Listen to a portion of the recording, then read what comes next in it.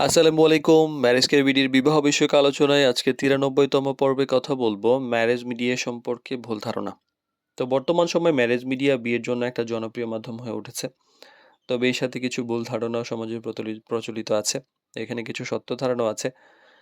তো এই ভুল ধারণার কারণে এই সম্পর্কে অনেকে দ্বিধায় ভোগেন। তো এই ব্যাপারে আমরা কিছু কথা পরিষ্কার করে দেওয়ার চেষ্টা করছি।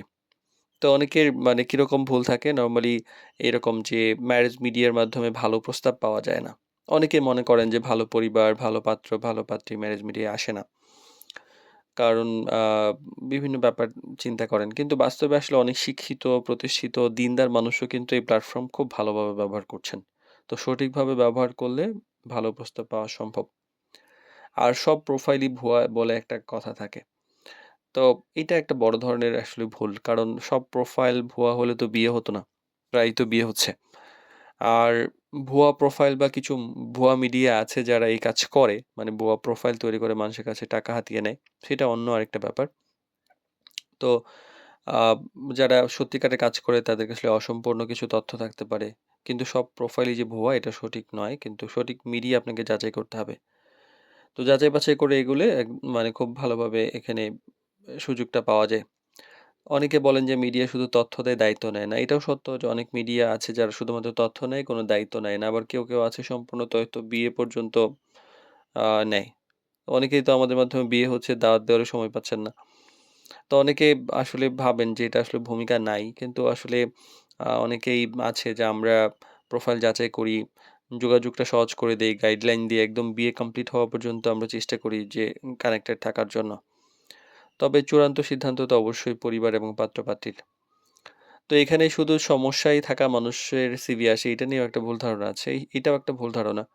মানে কিছু একটা ব্যাপার থাকে যে সমস্যা মানুষের থাকে যারা খুঁজে পায় না তারা তো আসেই এবং পরিচিত অনেকেই ভালো মানুষ আছে। কারণ অনেকের ব্যস্ততা, পরিচিতর সীমাবদ্ধতা, এই ধরনের নিরাপদভাবে খোঁজা, আত্মীয়স্বজনের মাধ্যমে খুঁজলে অনেক সময় দেখা যায় যে একটা আ মানে ইনসিকিউরিটি ফিল করা এইসব বিভিন্ন কারণে কিন্তু ম্যারেজ মিডিয়ার সম্পর্কে অনেক অসংখ্য গোপন প্রোফাইল আছে যেগুলো খুব ভালো। তো এইজন্য এটি একটা খুব আধুনিক এবং গ্রহণযোগ্য মাধ্যম। আরেকটা মানে ফাইনালি মজার কথা হলো ম্যারেজ মিডিয়ার মাধ্যমে বিয়ে হলে বিয়ে টিকে না। এটাও একটা ভুল ধারণা। কারণ অনেক বিয়ে তো হচ্ছে টিকে না এমন তো হয় না। নরমালি মেক্সিমামই টিকে। আসলে বিয়ে টিকাটা ম্যারেজ মিডিয়ার উপর নির্ভর করে না। বরং মানসিকতা, বোঝাপড়া বা এইসব বিষয়ের উপর নির্ভর করে বিয়ে টিকছে কি টিকছে না। মিডিয়া আসলে শুধুমাত্র পরিচয়ের সুযোগ করে দেয়।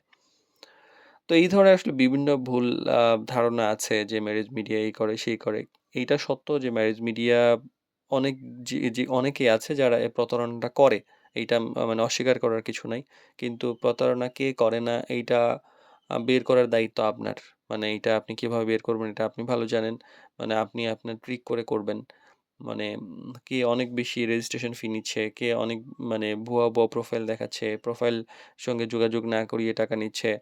বা রেজিস্ট্রেশন ফিটা হচ্ছে আকাশ কুসুম বা এই ধরনের ব্যাপার অনেকেরই থাকে।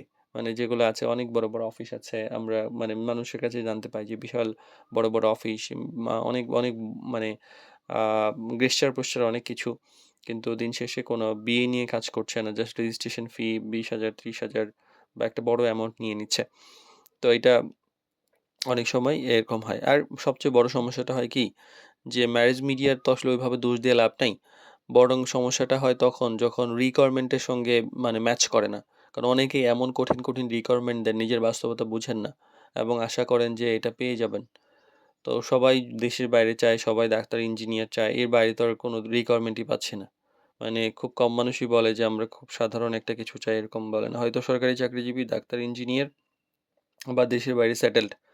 বা দেশের বাইরে হলেও সিটিজেন লাগবে। আমরা আগে ভাবতাম যে মানে ডাক্তার হইলেও সেটেল ডাক্তার হবে, ইঞ্জিনিয়ার হইলেও ভালো জায়গা থেকে পড়াশোনা করতে হবে, সরকারি চাকরি হইতে হবে। অর্থাৎ একটু ভালো প্রোফাইল হইলেই এই ধরনের রিকোয়ারমেন্ট।